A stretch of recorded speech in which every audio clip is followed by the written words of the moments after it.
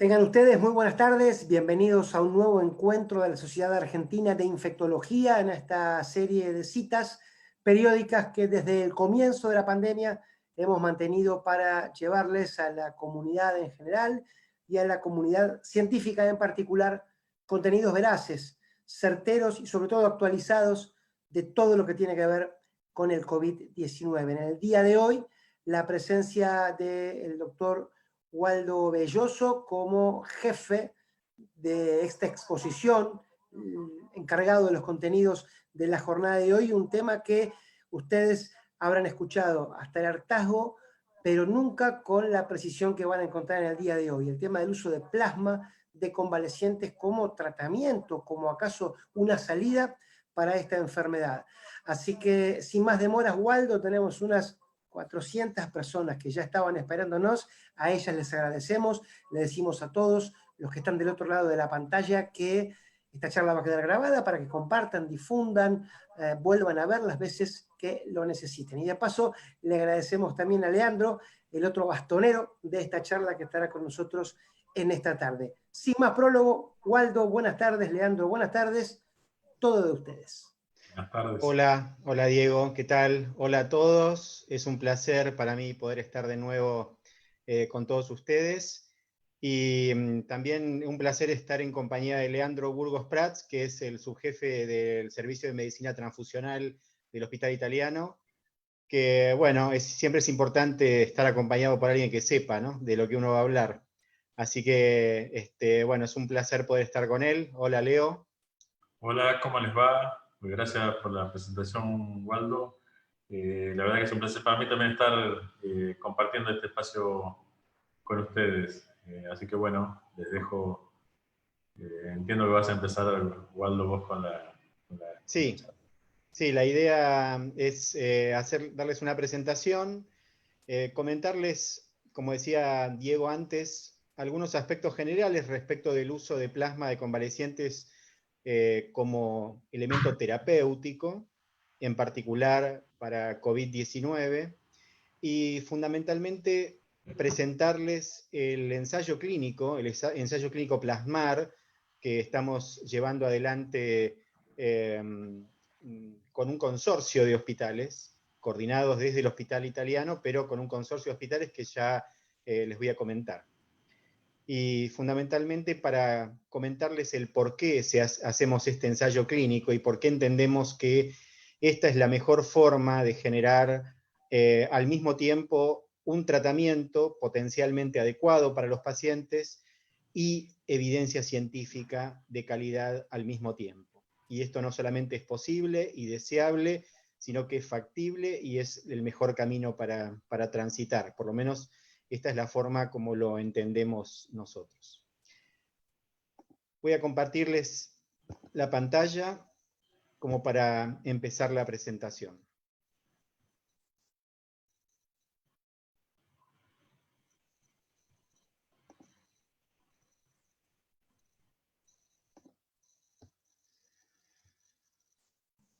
Waldo, me introduzco brevemente con dos noticias. La primera es que habíamos dicho que eran 400, no son 400, son casi 700. Eso solamente para que vos sepas el auditorio. Y la segunda, pedirle a Leandro que mientras esté la presentación de Waldo, por favor, salgas de video para una cuestión de calidad de transmisión de las placas. ¿Puede ser?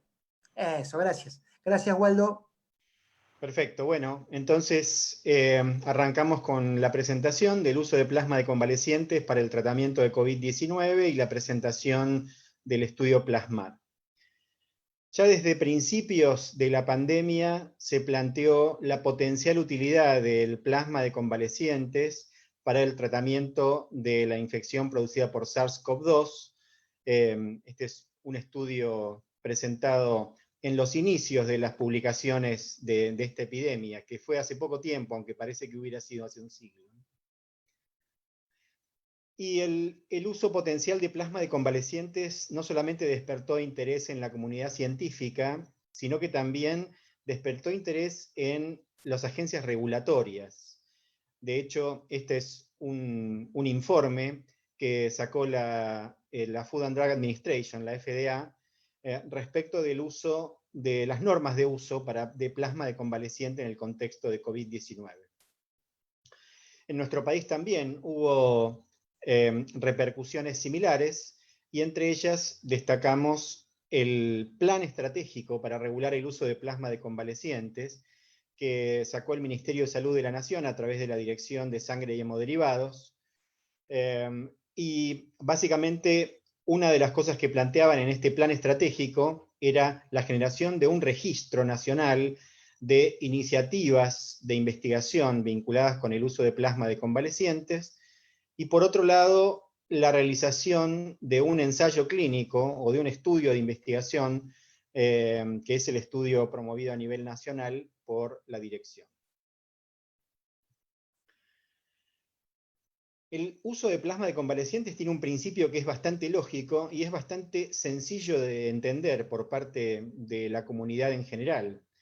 Básicamente se trata de que personas que han padecido la enfermedad y que han desarrollado anticuerpos, le donen anticuerpos a otras personas que están ahora cursando la enfermedad y todavía no han podido desarrollar sus propios anticuerpos. O sea, el concepto desde el punto de vista del principio es un concepto muy, muy sencillo y la gente lo entiende de manera adecuada. Bastante más complejo es entender qué es lo que puede generar este uso del plasma de convalecientes en el contexto de una infección como la infección por COVID-19. Dado que toda la respuesta inmunológica que se desencadena a partir del contacto del virus SARS-CoV-2 con el organismo es muy compleja e involucra no solamente anticuerpos, sino que también involucra respuesta inmune celular. Y no solamente respuesta inmune celular adaptativa, sino también respuesta inmune celular natural. De modo que hay toda una enorme complejidad de respuesta inmunológica que se pone en juego cuando el organismo se enfrenta con el virus, que hace entender por qué es tan difícil encontrar datos bien concretos respecto de la utilidad del plasma de convalecientes como herramienta única. De hecho, ahora vamos a hablar de algunas particularidades de lo que fueron sucediendo con algunos ensayos, pocos, que han sido publicados hasta el momento. Pero quiero presentar esta imagen básicamente para entender que la respuesta inmunológica al SARS-CoV-2 es enormemente compleja y que así como hay iniciativas vinculadas con la respuesta inmune humoral, también hay iniciativas vinculadas con la respuesta inmune celular o iniciativas que combinan ambas cosas. Y también por eso es difícil y tan variada la investigación vinculada a vacunas. Desde una perspectiva general, en lo que tiene que ver con enfermedades infecciosas, el plasma de convalecientes se utiliza o se utilizó para varias enfermedades infecciosas. Sin embargo, es estándar de cuidado solamente para una, que es la fiebre hemorrágica argentina, que es obviamente una enfermedad muy conocida por todos nuestros colegas aquí en el país. Sin embargo, el plasma de convalecientes también se utilizó con algún grado de éxito para la rabia, para hepatitis B, para polio, para sarampión, entre otras enfermedades.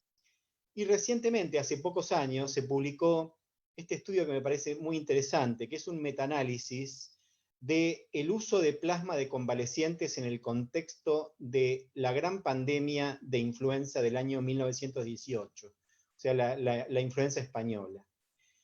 Obviamente que estos no son ensayos clínicos, porque no se habían inventado los ensayos clínicos para el año 18. Recién 20 años después, Austin Bradford Hill iba a publicar su libro respecto de la utilización de estadística en ensayos clínicos en seres humanos. De modo que estos no son estudios verdaderamente bien diseñados. Sin embargo, me pareció interesante esta perspectiva histórica, retrospectiva, de analizar la potencial utilidad que ha tenido el uso de plasma de convalecientes en el contexto de la epidemia de gripe española. Y realmente, como pueden ver ahí en el gráfico, aún teniendo en cuenta todas las fallas metodológicas que comentaba, da la impresión de que ha tenido algún impacto positivo en términos de la reducción de la mortalidad de los pacientes hace ya más de un siglo. Sin embargo, las experiencias más recientes con el uso de plasma de convalecientes, o bien de inmunoglobulina hiperinmune, que sería como la evolución del plasma de convalecientes, para enfermedades algo similares a SARS-CoV-2, como por ejemplo influenza, MERS y SARS-CoV, o sea, el SARS-CoV-1, realmente nos dan bastantes dudas respecto de la real utilidad del plasma de convalecientes. En influenza hay 4 estudios randomizados controlados con enfermedad severa, 2 de plasma y 2 con gamma-globulina hiperinmune, y básicamente en ninguno de ellos se pudo evidenciar un impacto real en la mortalidad. Y en cuanto a la cantidad de días de internación, o sea, con variables clínicas, el resultado ha sido muy variable. De modo que no hay hoy por hoy una real noción de que el plasma de convalecientes o la gamma-globulina hiperinmune puedan ser interpretados como estándar de cuidado para el tratamiento de influenza, ni siquiera para el tratamiento de influenza severa. La evidencia con SARS es anecdótica y lo mismo la evidencia con MERS. Y en este sentido no hay ningún dato concreto que avale una reducción de la mortalidad o de la gravedad del curso evolutivo de la enfermedad en estas condiciones. El primer ensayo clínico que se publicó del uso de plasma de convalecientes en COVID-19 es un estudio chino, en donde, como pueden ver ahí en las curvas del gráfico de la parte inferior, no se pudo demostrar una diferencia significativa en términos de la mortalidad, ni tampoco del desenlace primario de este estudio, que era una reducción de al menos 2 puntos en la escala ordinal de 6 categorías de evolución clínica. Fíjense que en el grupo de pacientes con plasma hubo 51,9% de mejoría clínica al día 28 contra 43,1% de la rama control. Sin embargo, esto no llegó a proveer significación estadística y básicamente esto se debió a que el enrolamiento de pacientes debió ser suspendido precozmente, porque este es un estudio que se realizaba en Wuhan y básicamente la epidemia paró en ese lugar. Ahora sabemos que hay algunos nuevos brotes, pero en ese momento el estudio se tuvo que parar por falta de enrolamiento, de modo que no se pudo incorporar la cantidad total de pacientes que se había previsto, y en ese contexto la cantidad de pacientes que se pudieron incluir, que fueron un total de 103, no alcanzó para demostrar una significación estadística en términos de una mejoría. También vale la pena aclarar un comentario que ya hemos hecho en otras aproximaciones terapéuticas con COVID, y es que algo que nos llama siempre mucho la atención, y es la mediana de tiempo de la evolución de la infección, desde que los pacientes empiezan con los síntomas hasta que se implementa la estrategia terapéutica, en este caso el uso de plasma de convalecientes. Fíjense que la gran mayoría de los pacientes tenían más de 14 días de evolución al momento de recibir la terapéutica. Así que tanto sea plasma como control, ¿no? Y eso nos llama mucho la atención porque no es la situación en la que nosotros estamos incorporando a nuestros pacientes, ni tampoco la que vemos habitualmente en la mayor parte de nuestros hospitales, en donde se establecen estrategias terapéuticas, ya sea dentro del contexto de ensayos clínicos o no, mucho más precozmente. Pero este es el único estudio grande publicado hasta este momento con el uso de plasma de convalecientes. A eso podríamos agregarle un estudio más reciente aún, que es el estudio holandés, que todavía no tiene una publicación formal, podríamos decir, en donde se randomizó a los pacientes a recibir plasma de convalecientes versus estándar de cuidado. Aquí no había placebo. Y es un estudio en donde también hubo que hacer una terminación precoz de los pacientes incluidos. Pero acá la terminación precoz se debió a otra razón. La mayoría de los pacientes tenían en promedio 10 días de síntomas antes de la intervención, de modo que también era una intervención que podríamos interpretar de alguna manera como tardía o potencialmente tardía. Y en este contexto, de 66 pacientes que se analizó la presencia de anticuerpos al momento en que se los randomizaba, o sea, al momento del ingreso al estudio, antes de que se le pasara el plasma, 53 de los 66 pacientes ya tenían anticuerpos y 44 de 56 pacientes tenían anticuerpos que eran neutralizantes. Entonces, esto les llamó mucho la atención a los investigadores y en conjunto con el Comité de Ética establecieron que el estudio debía ser suspendido porque no entendían realmente cuál podría ser la utilidad de agregar más anticuerpos a pacientes que ya estaban desarrollando los propios. Entonces, esto básicamente llamó mucho la atención en el sentido de pensar cuál es la mejor oportunidad para administrar el plasma de convalecientes y que claramente, si uno quiere tener algún tipo de impacto, debe hacer la intervención de manera precoz, porque ya pasados 10 días por lo menos de los síntomas, la mayoría de los pacientes desarrollan anticuerpos. Después que les sirvan o no para cambiar el curso de la infección es otra cosa, pero no vamos a estar desde el punto de vista cuantitativo ni cualitativo ofreciéndoles una diferencia muy sustancial a los pacientes si vamos a estar interviniendo con plasma de convalecientes pasados los 10 días del inicio de los síntomas. Por el otro lado, hay una serie de más de 5.000 pacientes que recibieron plasma de convalecientes, publicada recientemente, que esta es una serie también muy conocida, en donde aquí no hay una evidencia clara de eficacia porque no son pacientes que han recibido plasma de convalecientes en el contexto de un estudio comparativo, no hay comparación. Simplemente se pueden dar datos estadísticos descriptivos de cómo le fue a la población. Y eso no nos parece demasiado interesante. Pero lo que sí parece interesante es remarcar lo que está puesto en el gráfico de abajo, en la tabla de abajo, que es la situación respecto de la seguridad de la administración del plasma de convalecientes. Como pueden ver, los efectos adversos, fundamentalmente los efectos adversos más graves, que podríamos resumirlos en estos 3 aspectos que dice la tabla, o sea, reacciones alérgicas severas y lo que se llama TACO y lo que se llama TRALI, que es la sobrecarga circulatoria y la sobrecarga de volumen vinculada a la transfusión y la injuria pulmonar vinculada a la transfusión, apareció de manera muy poco frecuente y no hubo realmente diferencia entre los pacientes que recibían una u otra intervención, y de este modo uno puede concluir con bastante certeza al momento actual, ya teniendo más de 5.000 pacientes en el mundo que han recibido plasma de convalecientes, de hecho hay mucho más la cantidad de pacientes que lo han recibido, que se trata de una estrategia segura.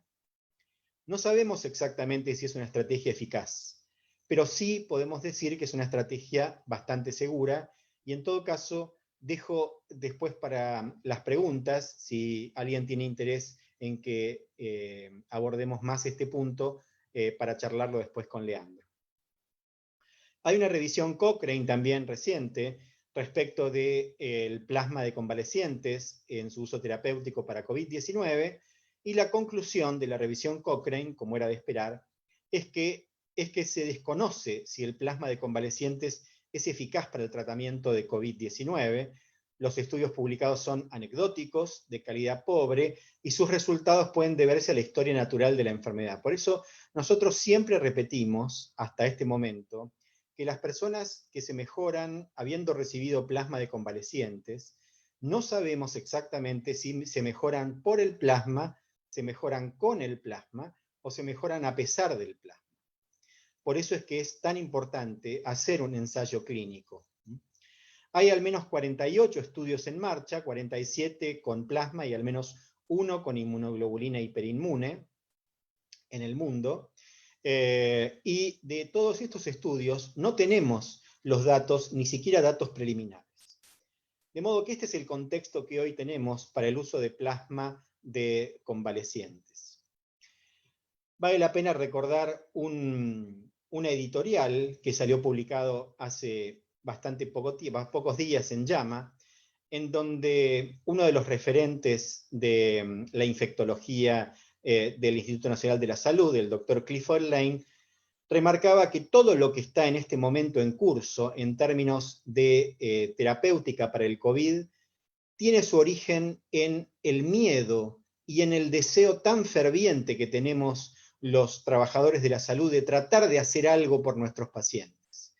Ahora, nuestro deseo no tiene necesariamente que competir contra la realidad. Nosotros tenemos que ser esclavos de la realidad y hablar con nuestros pacientes de la manera correcta y convincente, con datos de la realidad y no trasladando nuestras expectativas o deseos a lo que estamos trabajando sobre la vida de nuestros pacientes. Cuando hablamos entonces del uso de plasma de convalecientes, ¿cuáles son los desafíos que tenemos que abordar? En primer lugar, hacerlo en un contexto de ensayo clínico, es decir, hacerlo en un contexto comparativo, compararlo contra algo, ya sea contra standard of care o contra un placebo, que es lo ideal, porque esta es la única forma que vamos a poder diferenciar ruido de señal y saber si realmente el plasma de convalecientes sirve para algo y, en todo caso, para qué sirve y para qué no sirve. ¿Cuál es la oportunidad de la aplicación? Lo hablábamos recién, sabemos que la administración tardía del plasma de convalecientes no solamente es ineficaz porque el paciente ya ha desarrollado anticuerpos propios, sino porque hay evidencia que indica que ya cuando el paciente está en terapia intensiva o en respirador mecánico, el plasma de convaleciente no genera una modificación sustancial de sus expectativas de sobrevida. Ese, en todo caso, es el momento para pensar en otras terapéuticas y no en el plasma de convalecientes. Otro punto crítico es la dosis. ¿Cuánto se administra del plasma de convalecientes? Y aún más importante que la dosis es cuál es la cantidad de anticuerpos que nosotros le estamos administrando al paciente. Anticuerpos totales y, sobre todo, anticuerpos neutralizantes. Lo que nosotros queremos es administrar anticuerpos neutralizantes, que son los que, al menos in vitro, pueden atacar directamente al virus. Pero la medición de anticuerpos neutralizantes es muy compleja porque requiere laboratorios de alta especificidad y de alto nivel de bioseguridad. Hoy por hoy, sin embargo, la Argentina está en condiciones de medir anticuerpos neutralizantes y totales, sobre todo totales, y tenemos la ventaja de que ya sabemos que hay una buena correlación entre la cantidad de anticuerpos totales y la cantidad de anticuerpos neutralizantes que desarrollan los pacientes. Y el otro punto, también controvertido, el otro desafío que nos planteamos a la hora de implementar un ensayo clínico, es cuándo realizar la aféresis, cuáles son los mejores donantes, en qué momento. Sabemos que hay muchas campañas por todos lados que se está indicando a las personas que tuvieron la enfermedad de actuar como donantes, y eso es muy valioso. Sin embargo, eso debería ser acompañado de una estrategia formal para saber cuándo es el mejor momento para que los pacientes puedan donar. En este contexto nosotros pensamos el diseño de un ensayo clínico que es el estudio PLASMAR. El estudio PLASMAR es un estudio, como decía al principio, llevado adelante por un consorcio de instituciones coordinadas desde el Hospital Italiano, que pensamos que esta era la mejor estrategia para la implementación del uso de plasma de convalecientes y planificamos este ensayo clínico prospectivo, controlado, con placebo y aleatorizado, con una randomización asimétrica 2:1. Eso, por un lado, tiene la ventaja de ser más aceptable por parte de los pacientes, porque se les explica que tienen en todo caso el 66% de chances de recibir plasma versus el 33% de chances de recibir placebo, y que esta es una estrategia que no solamente le puede proveer beneficio a sí mismo, sino que fundamentalmente, como cualquier investigación clínica, va a proveer el beneficio de dar datos concretos, no solamente para su propia salud, sino para la salud de todos los pacientes que vengan después del participante. Asumimos, entre comillas, el costo de una randomización asimétrica que aumenta la cantidad total de pacientes a incluir, básicamente para poder tener esta aproximación que acabo de contarles. Y otra de las cosas que rápidamente pensamos es que había muchos pacientes que estaban recibiendo antivirales. Sin embargo, como no hay, ni había, ni lamentablemente creo que vaya a haber, mucha evidencia muy concreta respecto de la potencialidad del uso de antivirales como estándar de cuidado para el tratamiento de la neumonía por COVID-19, permitimos nosotros, desde nuestro ensayo clínico, que el paciente haya estado recibiendo cualquier antiviral de los habitualmente hoy en uso, dado que ninguno ha demostrado concretamente tener una diferencia significativa en términos de la sobrevida. También nos planteamos cuál sería la oportunidad para incluir pacientes y, bueno, aquí, como en cualquier ensayo clínico, uno toma una decisión que está basada en datos, pero termina siendo en algún punto relativamente arbitraria, y esto siempre es sujeto a controversia. Nosotros terminamos tomando una decisión que es la de incorporar pacientes con neumonía, es decir, pacientes con grado moderado, de acuerdo a la clasificación de la Organización Mundial de la Salud, de COVID-19, y que tengan al menos algún criterio de empeoramiento. Estos criterios son un criterio de falla multiorgánica, que es el criterio de SOFA o SOFA modificado.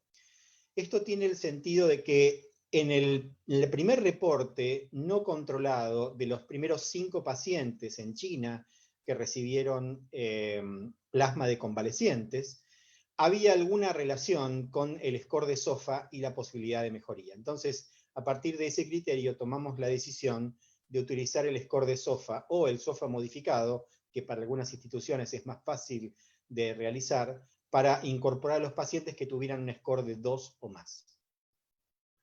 Pero también los criterios de gravedad estrictamente respiratorios, que serían una saturación de oxígeno menor al 93% respirando aire ambiental en reposo, o una PAFI menor a 300, son otros de los criterios que permiten que cualquier paciente que tenga una neumonía por COVID-19 pueda ingresar a este ensayo clínico.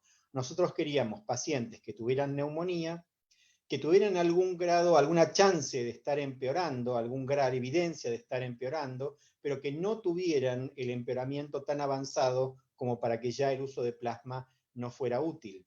Y no queríamos que el paciente tuviera que consentir ya estando en la terapia intensiva. Otro de los desafíos que enfrentamos era el desenlace. Nosotros podíamos tomar un desenlace primario vinculado a la mortalidad, se puede tomar un desenlace primario vinculado al riesgo de estar en terapia intensiva, al riesgo de tener que recibir ARM, etcétera, etcétera. Al final decidimos ir por un score ordinal de 6 categorías mutuamente excluyentes, en donde comparamos dónde estaba el paciente al momento del ingreso al estudio, en qué categoría, y en qué categoría está el paciente a los 30 días después de ingresado al estudio. Y en base a la sumatoria de los odds en cada una de estas categorías, comparamos el odds aditivo del grupo de pacientes que recibe plasma versus el odds aditivo del grupo de pacientes que reciben placebo, y ese es nuestro análisis primario. El análisis primario es muy importante porque en base al análisis primario, al desenlace primario, es que se calcula el tamaño muestral. Después hay muchos otros desenlaces secundarios que también vamos a analizar, que tienen que ver con lo que ya comentamos, la posibilidad de que el paciente entre en ARM, la posibilidad de que el paciente reciba oxígeno suplementario, la posibilidad de fallecer vinculado a la enfermedad, los títulos de anticuerpos que el paciente tenía al inicio del estudio, etcétera, etcétera.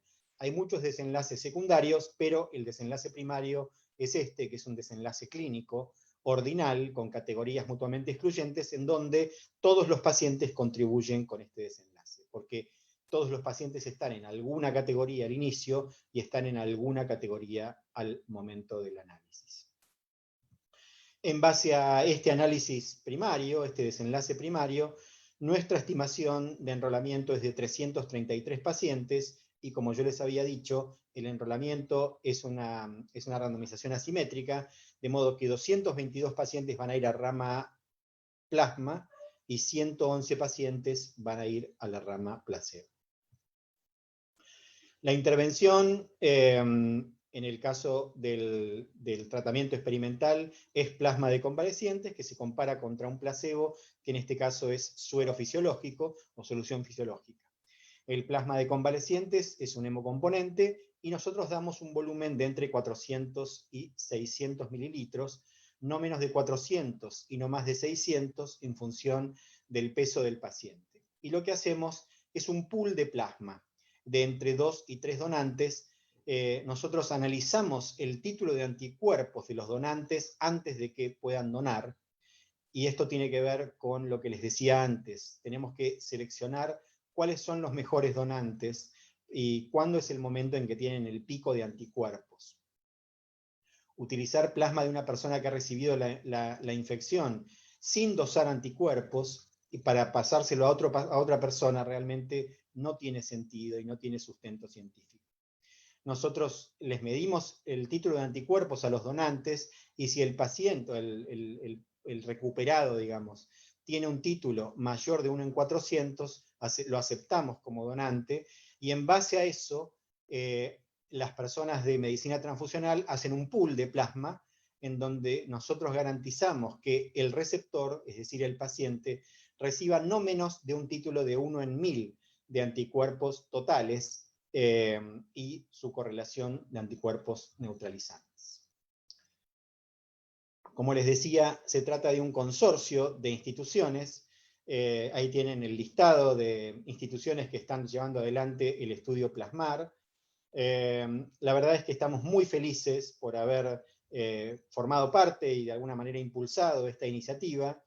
Vemos enorme compromiso de parte de las instituciones y sobre todo no solamente de los equipos de clínica e infectología, sino fundamentalmente de los equipos de medicina transfusional de cada una de las instituciones. Hay mucha sinergia entre los grupos clínicos y los grupos de medicina transfusional de cada institución, y la verdad que eso ya es un valor agregado que nos llena de satisfacción.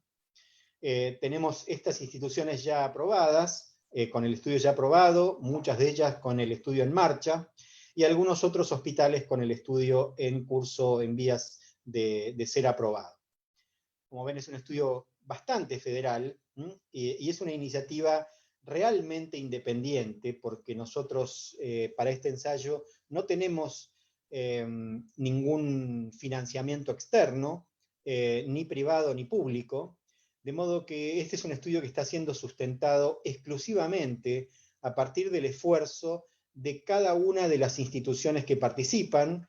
Por lo tanto, es importante agradecer a las direcciones de cada uno de los hospitales y sanatorios y centros de salud, y sobre todo de las unidades de medicina transfusional que colaboran realmente para que esto tenga sentido y pueda llevarse adelante.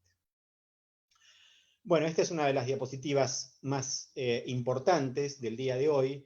Es al momento actual, cuántos pacientes tenemos incluidos en el estudio.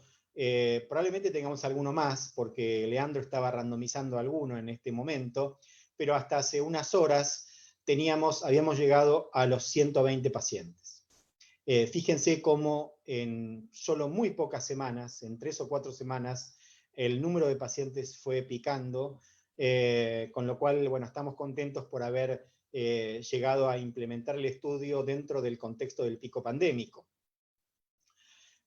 Nuestro objetivo, como decía antes, es llegar a los 333 pacientes, pero vamos a hacer un análisis interino cuando tengamos la mitad de los pacientes enrolados, de modo que estamos a escasos 35 o 40 pacientes de poder hacer un análisis interino que nos va a dar por lo menos una primera orientación de si vamos por el rumbo adecuado o si tenemos que hacer alguna modificación en el estudio. Esto realmente es un logro muy significativo de todos los centros e instituciones que participan del estudio, con quienes estamos muy, muy contentos y compenetrados, y esto lo transforma en este momento en el ensayo clínico más grande de todos los que han sido publicados hasta el momento. No sabemos el estatus de enrolamiento de otros ensayos clínicos que están llevándose adelante en el mundo, pero de los que están por lo menos publicados o en vías de publicación, el nuestro, el ensayo argentino, es el estudio más grande hasta el momento. Por supuesto que nosotros no sabemos, porque estamos ciegos a las ramas de intervención de cada uno de los pacientes, cómo les va a los pacientes que reciben una u otra intervención. Sí les podemos decir que en términos generales la cohorte total de los pacientes del estudio Plasmar tiene un promedio de 67 años, el 70% son varones y el 30% mujeres, y hasta este momento de los 120 pacientes tenemos 32 pacientes que se han ido de alta y 6 pacientes que han fallecido, no sabemos cuál es la rama de asignación. Y en total, el día promedio desde la intervención hasta el alta son 11 días, lo cual es un dato interesante, nos despierta curiosidad, nos parece que es un lapso relativamente breve, pero bueno, realmente los datos concretos no los vamos a saber hasta que no podamos hacer los análisis correspondientes. También tenemos subestudios, y en eso hemos recibido colaboraciones de investigadores de distintos centros. En este caso, el primer subestudio que ya tenemos implementado es un estudio de medición de citoquinas, porque nos interesa saber cuál es el momento en donde se desencadena la tormenta de citoquinas en los pacientes, y en todo caso si el uso de plasma puede en alguna medida frenar esta tormenta o no, o apaciguarla de alguna forma, y para eso estamos analizando los datos, o vamos a analizar los datos de muestras de sangre y de plasma guardados y refrigerados, para poder ser analizados posteriormente, midiendo tenores de citoquinas pro y antiinflamatorias, y también valores de CD4 y CD8. ¿Cuáles son los desafíos que vimos y que tuvimos que enfrentar a la hora de implementar el estudio Plasmar?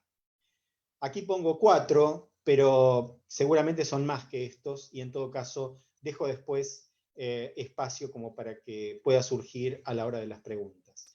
Pero me pareció interesante hacer algún comentario de estos 4 grandes desafíos que tuvimos que enfrentar, o que tenemos que enfrentar día a día. El primero es manejar la correcta información para pacientes y médicos. Este es un punto que no es menor, porque yo les tuve que hacer toda una introducción para justificar por qué debíamos utilizar plasma en el contexto de ensayos clínicos.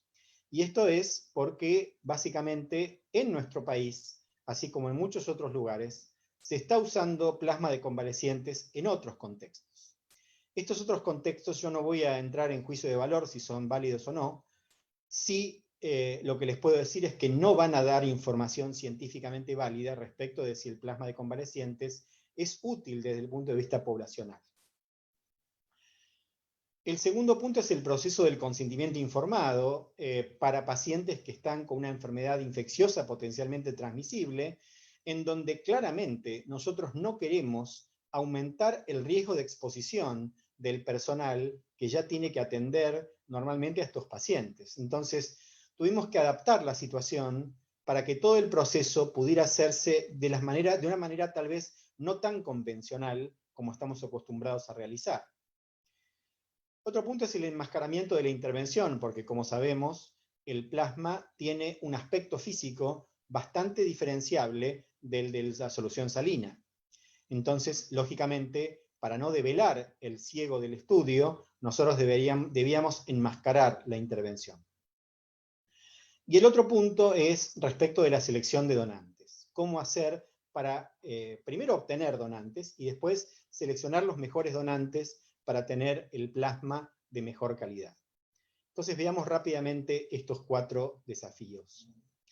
Primer punto es la correcta información. Acá les pongo 2 noticias que se dieron a conocer en la prensa.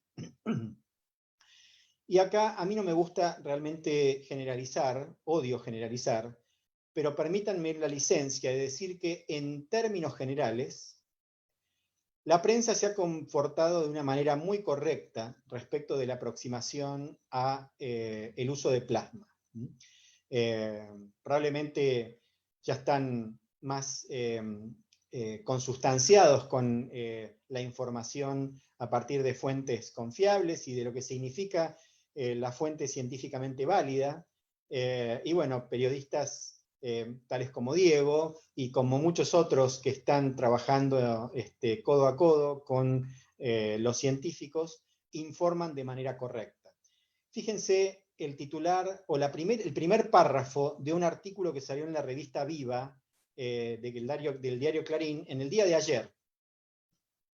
Lo primero que dice es que el plasma no es una cura contra el coronavirus, no sirve para todos los infectados y tampoco se puede aplicar a demanda del paciente. No se sabe en quiénes funciona mejor y en qué momento de la enfermedad y cuál es la dosis acertada.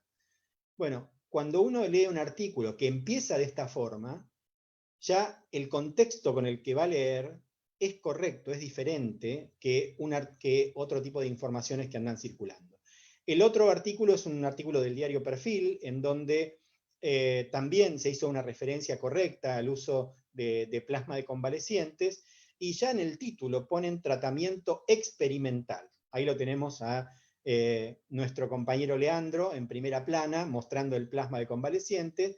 Con esto lo que quiero decir es que la gente tiene otra idea del uso del plasma de convalecientes, y esa otra idea, permítanme decir que a mi modo de ver, por lo menos, no ha sido motivada por la prensa, sino que ha sido motivada fundamentalmente por información errónea proveniente de fuentes médicas, de colegas nuestros, y de personas con decisión política.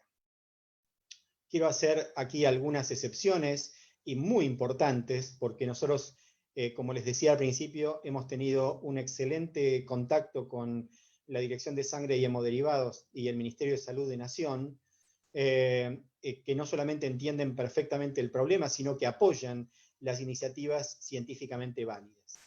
Pero bueno, no es la situación que sucede en todas las jurisdicciones, y hay mucha información que se baja a los pacientes hablando directamente de que el plasma cura. Ese sería nuestro deseo. Obviamente que todos deseamos que sea así, pero hoy por hoy nadie puede afirmar que esto sea así.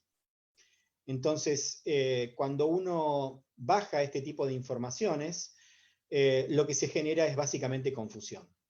Y eso atenta no solamente contra la salud de las personas a las que estamos tratando, sino también atenta fundamentalmente con la generación de datos científicos válidos, y nos llevan a caminos sin salida. Entonces, creo que es muy importante que cada uno de nosotros, desde su lugar de acción y de influencia, informe de la manera correcta. Lo que les puedo decir es que tanto a nivel de nuestro contacto con la prensa, como fundamentalmente a nivel del contacto con los pacientes, cuando a los pacientes les hemos explicado por qué se necesita hacer un ensayo clínico comparativo y que hoy por hoy no tenemos datos reales que nos avalen acerca del uso del plasma de convalecientes, los pacientes lo entienden perfectamente. El otro problema, el otro desafío que les contaba era el tema del proceso del consentimiento informado.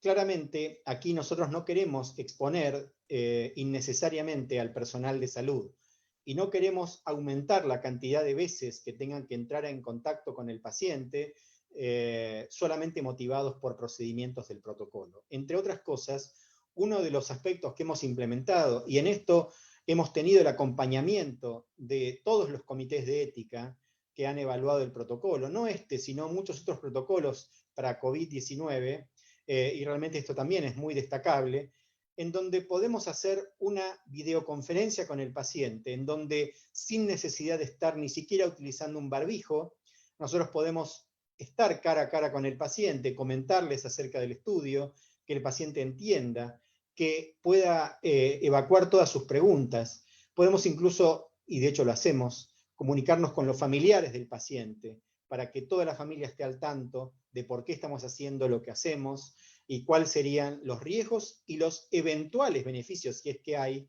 de participar del ensayo clínico. Así que hemos tenido que readaptar la situación del proceso de consentimiento informado a la realidad que nos impone la pandemia. el otro punto que les comentaba era el tema del enmascaramiento de la intervención. Y aquí, bueno, hemos tenido que abusar el ingenio y les mostramos con mucho orgullo también fotos, porque estamos armando casi un repositorio de fotos de cada uno de los centros que participan del ensayo Plasmar, en donde, bueno, con lo que tenemos a mano, pero de una manera muy eficaz, todos los responsables de hemoterapia, de medicina transfusional, las personas que están no ciegas, o sea, que son las que preparan la intervención, enmascaran tanto el sachet como la tubuladura de una manera adecuada, sin tener a mano recursos extraordinarios, ni gastar sumas extraordinarias de dinero, pero de una manera eficaz que permite que se mantenga el ciego para un estudio que es realmente realizado a pulmón. Y por último, el tema de la selección de donantes. En este sentido, vale la pena hacer algunas observaciones. En primer lugar, sabemos ya por algunas publicaciones recientes que básicamente todos los pacientes recuperados muestran desarrollo de anticuerpos. Esto es así. Sin embargo, no todos los pacientes recuperados tienen títulos suficientes de anticuerpos al momento de ser candidatos a donación. De hecho, nosotros podemos ver que, de acuerdo a la literatura, alrededor de un 20% de los pacientes no tienen anticuerpos suficientes, y de acuerdo a la experiencia nuestra, más que eso, entre un 25, tal vez más que eso, por ciento de los pacientes no son buenos candidatos a donar. Eso no significa que no lo sean en un futuro, porque puede suceder que el paciente tenga el pico de anticuerpos a posteriori.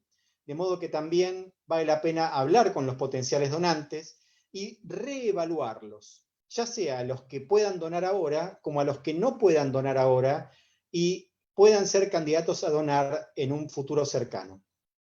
Entonces, esta es la razón por la cual es tan importante que antes de aceptar la donación de un paciente, lo cual es un acto altruista y muy bienvenido, se puedan medir los títulos de anticuerpos, fundamentalmente para no hacerle perder tiempo al donante, no darle una terapéutica potencialmente inútil al paciente que lo va a recibir, y tampoco gastar un kit de aféresis que son extremadamente caros y que serían utilizados de manera innecesaria.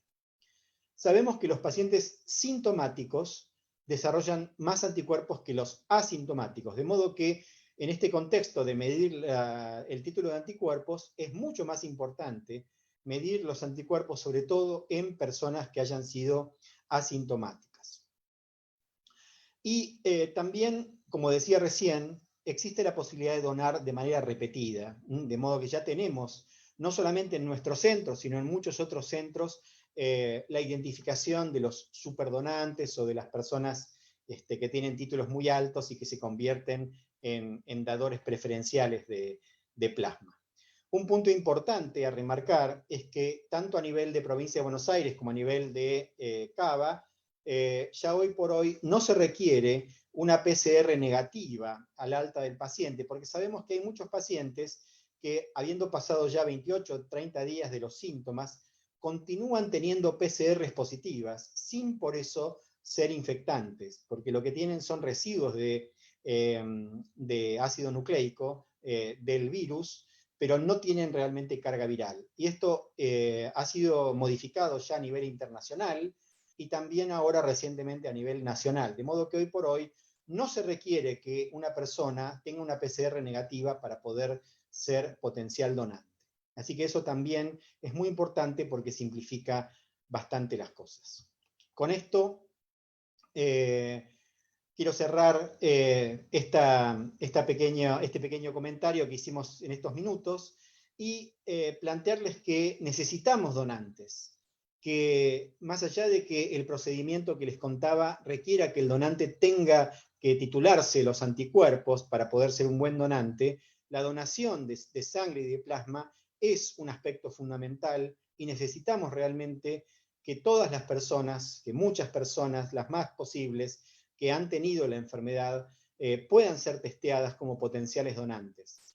Y en ese contexto les damos algunas direcciones electrónicas de los servicios de medicina transfusional que están participando del ensayo Plasmar, para poder ser voluntario como donante, sabiendo que su plasma va a ser titulado adecuadamente con los anticuerpos a través del test del COVIDAR que ha desarrollado la doctora Andrea Gamarnik en el Instituto Leluar, a quien realmente queremos agradecer, no solamente por su desarrollo tan brillante de los anticuerpos, de la detección de anticuerpos, sino por la colaboración que presta, no solamente con el ensayo Plasmar, sino con todos los ensayos serios que están siendo realizados hoy en nuestro país.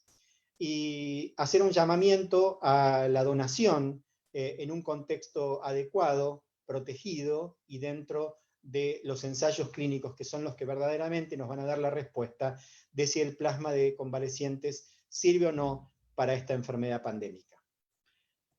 Muchísimas gracias por la atención y quedo atento por la posibilidad de algunas preguntas, lo mismo que Leo. Bueno, Waldo, ¿qué decir? Ahí tenés en el chat de este Zoom, cuando te decía que había 400 espectadores y ahora son 1400, y seguramente esta cifra afortunadamente se va a ir aumentando en la medida que esta charla se replique y se comparta como seguramente ocurrirá. Desde el punto de vista periodístico, gracias por la mención, me quedo con el título de la responsabilidad que tienen ustedes como infectólogos de aclarar primero y antes que nada, ante cualquier tentación, que esto por el momento no está comprobado que cure. Y cuando vos decías, y muy bien, respecto a los mensajes que vienen a veces, no tanto de la comunidad científica, sino a veces de las autoridades políticas, entender a la gente esta tensión, ¿no? En la necesidad que ustedes como médicos tienen que la gente done, pero en la honestidad de decir, miren que a lo mejor todo este esfuerzo no tiene un resultado garantizado. Lo que pasa es que es como un círculo, ¿no? Sin el esfuerzo no sabemos el resultado. Ahí hay como una cosa que va girando, ¿no? Absolutamente, pero no hace falta engañarnos ni engañar a nadie para promover acciones realmente de valor.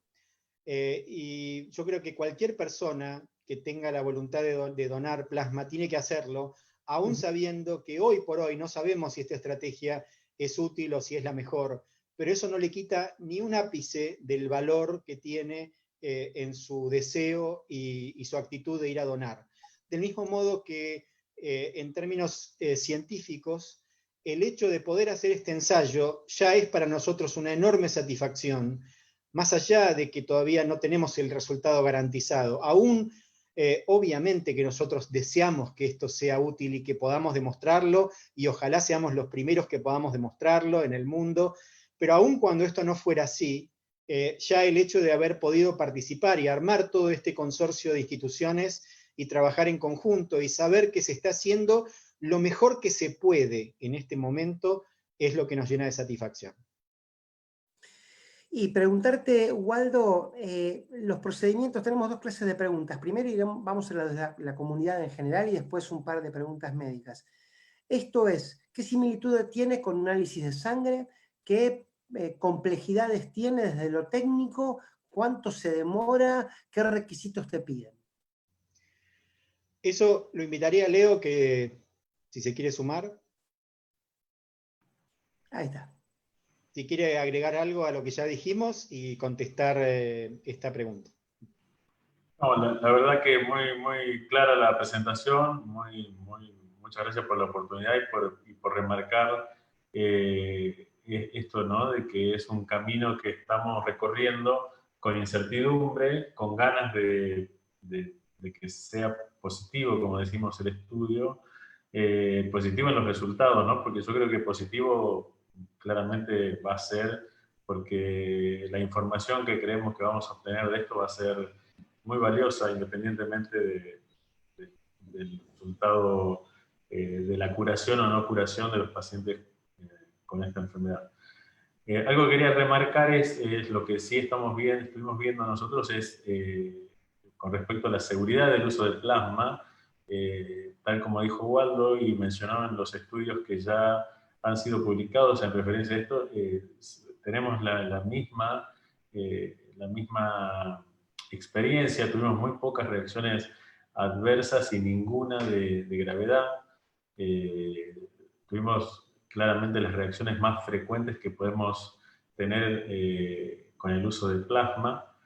Y la verdad que eso al menos da una seguridad de un paciente que puede estar crítico, o por ser un paciente empezar a realmente ponerse crítico, trabajar con la seguridad de un camino ya de alrededor de 82 pacientes en nuestro centro, 122 en total de todo el estudio, es algo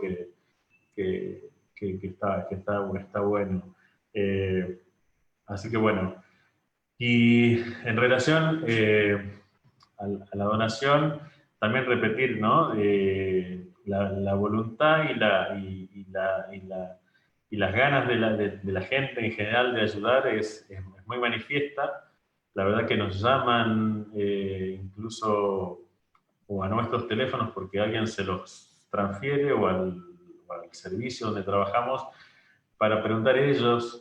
Estoy hace 21 días que empecé con los síntomas, ya tengo el alta epidemiológica a partir de tanto, ¿cuándo puedo ir? Eso es una cosa que se está repitiendo mucho, y creo que gracias a esto. Y algo que también es interesante decir es lo de la información, cómo ha llegado a la gente. La gente ya empieza a tener mayor certeza de que esto no está comprobado que sea una cura, sino que es una posibilidad, ¿sí? Es una posibilidad. Y bueno, eso lo estamos viendo también.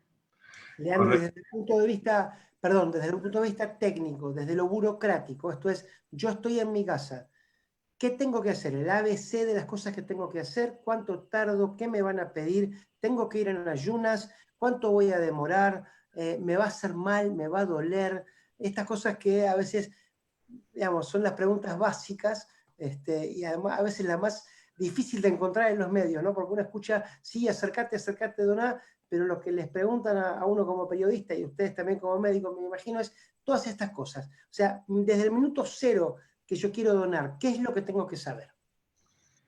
Primero, bueno, claramente haber superado el cuadro y tener un tiempo del inicio de los síntomas.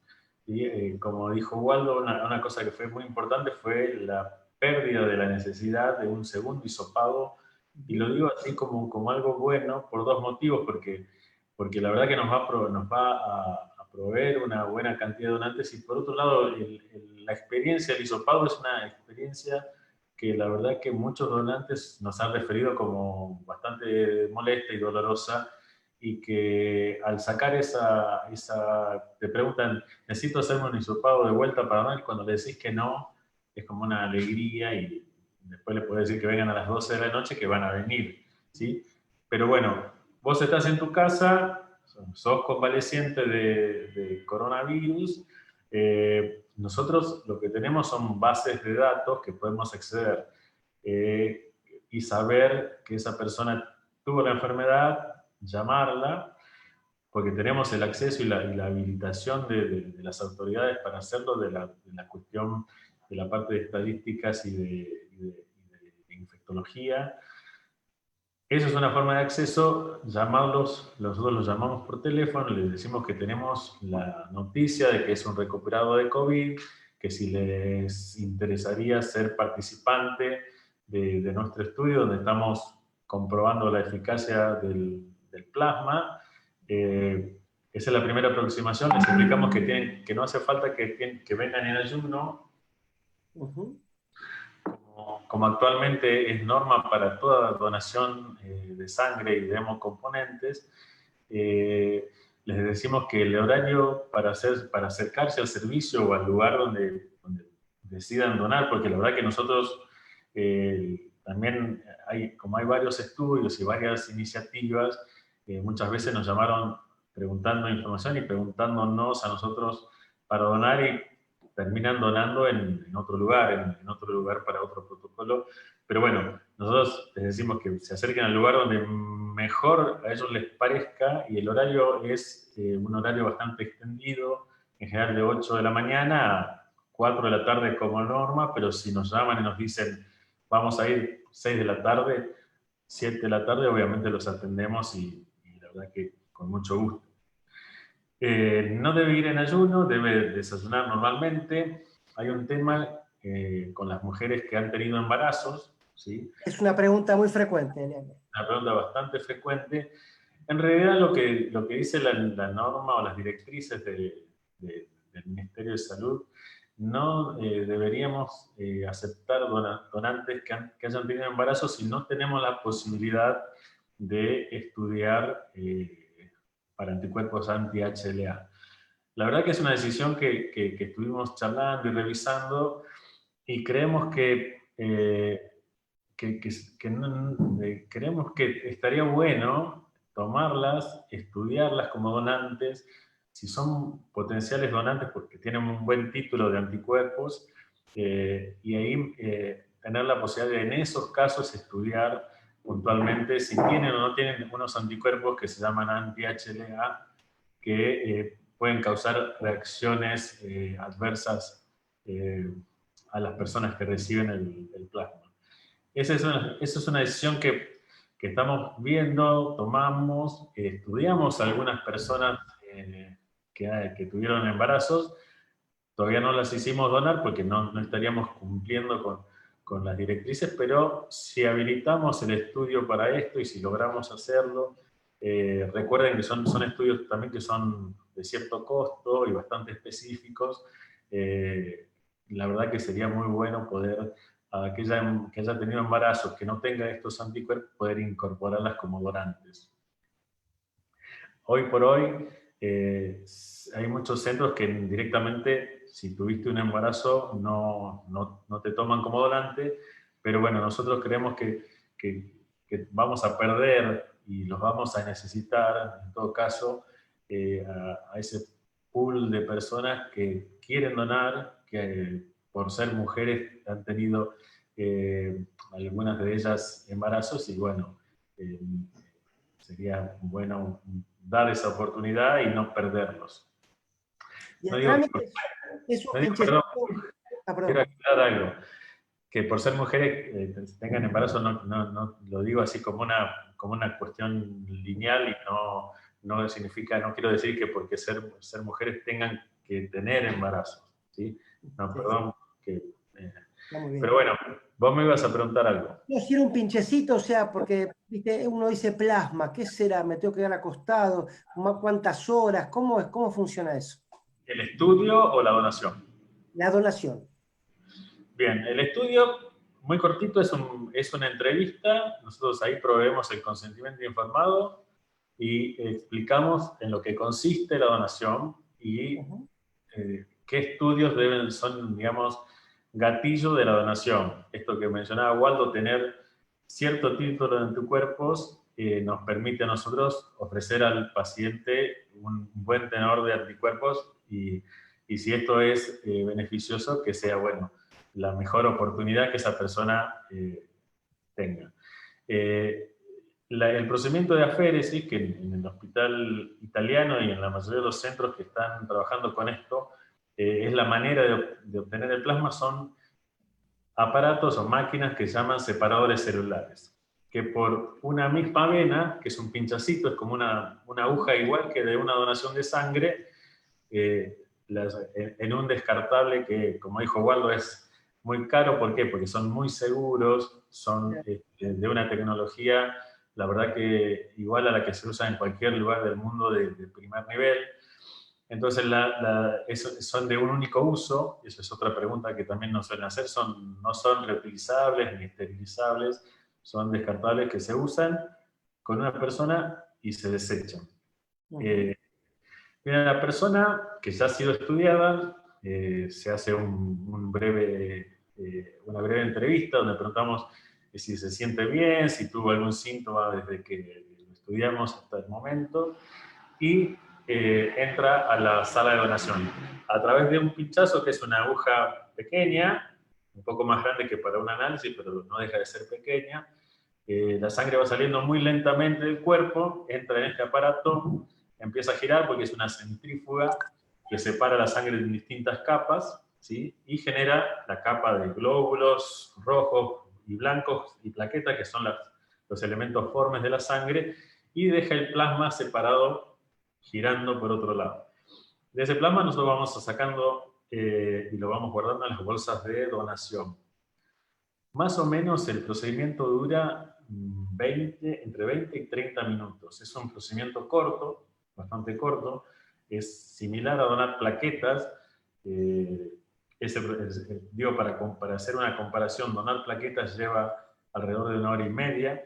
Este procedimiento dura entre 20 y 30 minutos, y no más que eso. ¿Con una vez sola alcanza? En realidad, las personas pueden donar varias veces, pero con un intervalo de tiempo prudencial, ¿sí?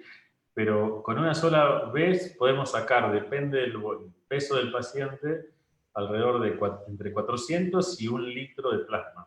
O sea, 400 mililitros a 1000 mililitros de plasma. Bueno, entonces, a ver si nos quedó claro, y como siempre decimos también los periodistas, si lo entendemos nosotros, está a prueba de un entendimiento general. No más de media hora, esto duraría, no duele, es un pinchacito, con una vez sola mínimo que vaya ya está bien. Tenés que llamar a los lugares, entre otros, que ahí proporcionaba Waldo en la charla. Y algo que también nos están preguntando mucho, a propósito también de esta misma conversación que estamos teniendo ahora, es ¿cuánto tiempo tenemos que dejar pasar? O sea, una vez que a mí me dicen que yo ya me curé, ¿cuánto tiempo? O sea, son ustedes los que lo van a buscar, pero en el caso de que ustedes no los llamen, yo como paciente, ¿cuánto tiempo tengo que dejar pasar? En realidad, para hacer el contacto, una vez que tenés el alta epidemiológica, podés empezar a contactar y llamar a los lugares donde podés donar. Bien. Pero ¿qué pasa? Nosotros hemos visto que a partir del día 28 no solo era lo que nos marcaba el tiempo en cual poderlos atender y hacerlos donar a estas personas que querían donar, sino que también vimos que los mejores títulos, algo que mencionaba Waldo, se van adquiriendo en el transcurso del primer mes, segundo mes de la infección. Entonces, cuando estudiamos muy tempranamente algunas personas, podemos no tener ese título ideal. Y esto lo fue viendo el laboratorio de la doctora Gamarnik. Ellos hicieron estudios por fuera de esto, en pacientes también que lo fueron midiendo en distintos momentos de la enfermedad y de la curación, y vieron que los anticuerpos seguían aumentando hasta bueno, en este periodo, ¿no? Entonces, nosotros empezamos a ver que nos pasó eso. Personas que nosotros consideramos que estaban en el mejor momento, o sea, apenas terminada la infección, las estudiábamos y no tenían un gran título, o cuando venían a donar a la semana siguiente o a las 2 semanas tenían un título aún mayor. Entonces establecimos esto de los 28 días como regla para poder estudiarlos y tenerlos como en su mejor momento, ¿sí? Así que eso sería, 28 días sería como lo recomendable desde lo infectológico y para darle tiempo al cuerpo de generar un buen tenor de anticuerpos. Muy bien.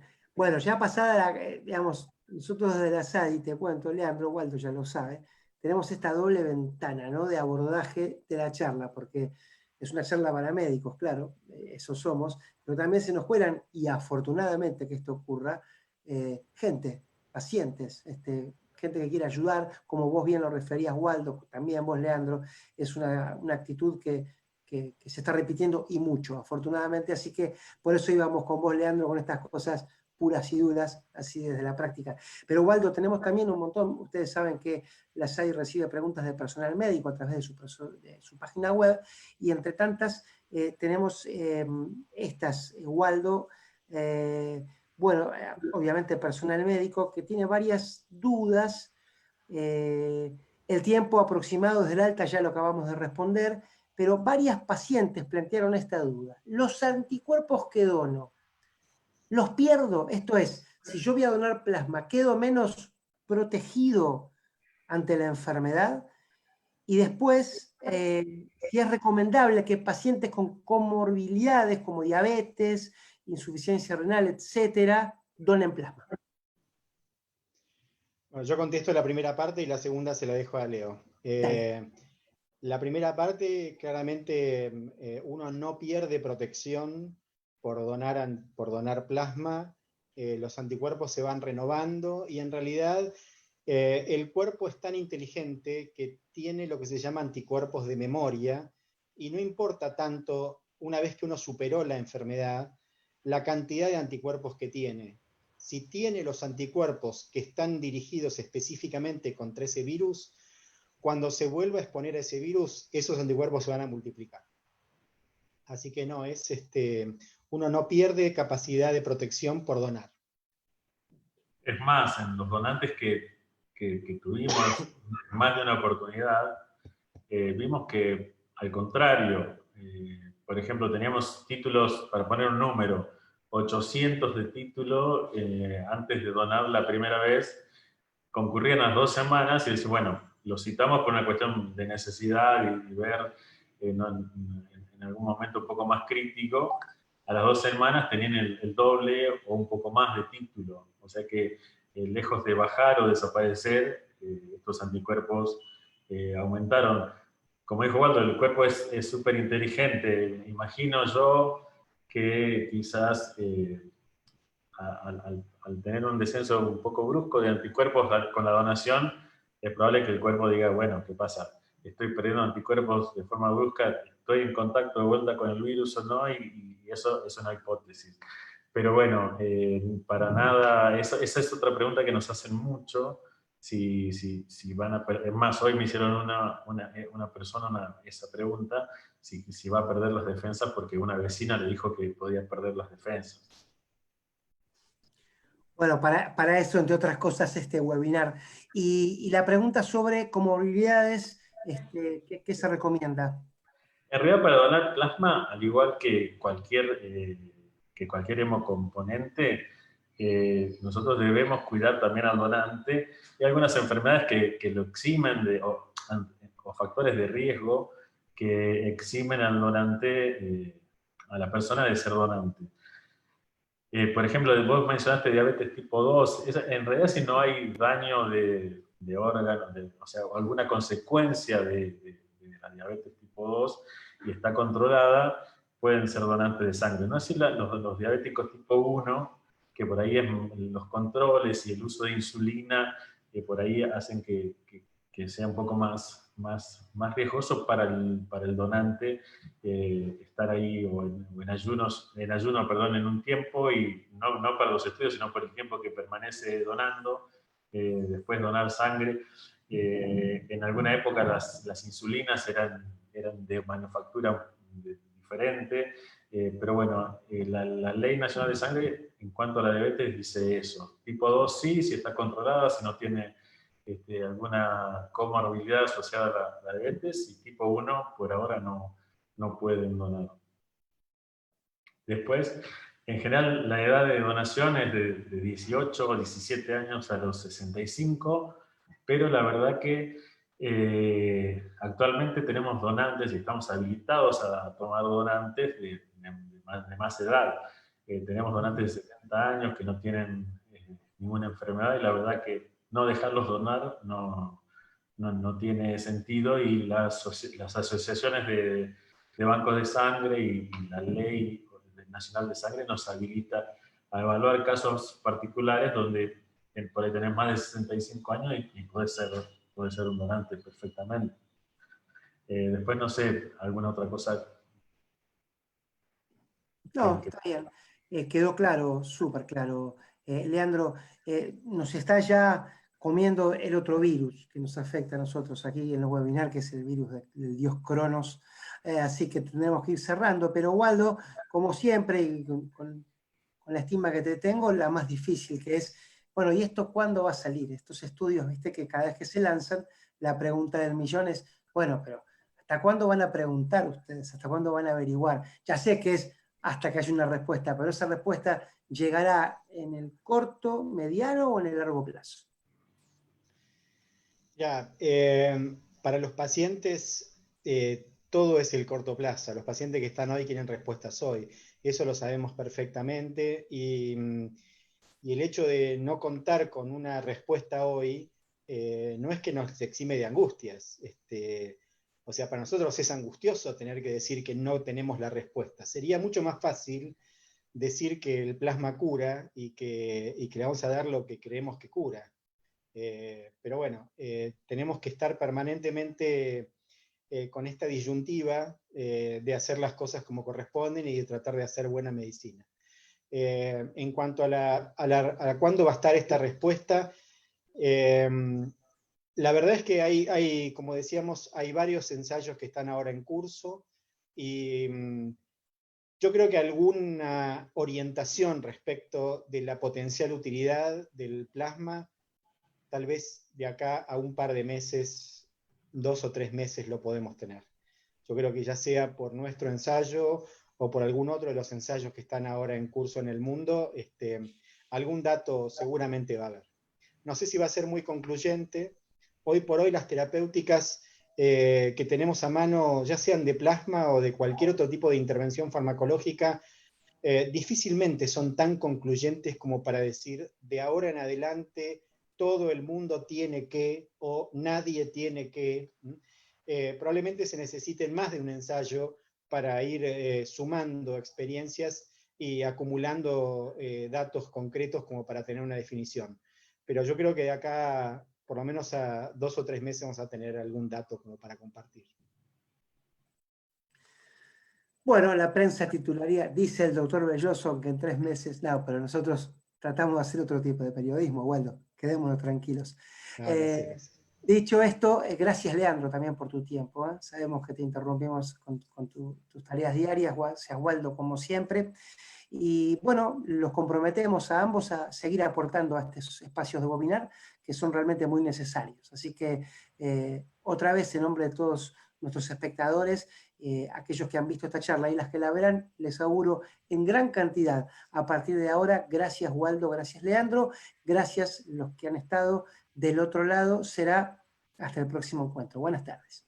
Gracias a todos. Muchas gracias a todos. Chao, Waldo.